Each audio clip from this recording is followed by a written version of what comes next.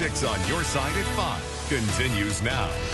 Science, technology, engineering, and math can be hard areas to attract students. It's true, but if you put a popular toy into the lesson plan, now you're getting somewhere. That's why teachers and librarians are getting a crash course in drone flying. Yeah, they're taking part in a 2-day workshop that introduces them to teaching techniques through drones.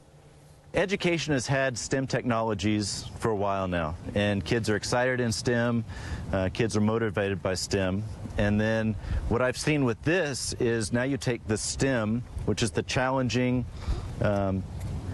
technology side of things, and now you add adrenaline to it. You add competition, you add racing.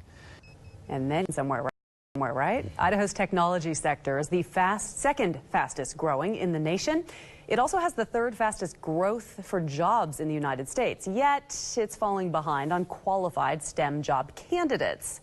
Idaho had 6,000 unfilled STEM jobs just last year, and that represents nearly $355 million in lost personal wages. So obviously, that is an area where we need to work.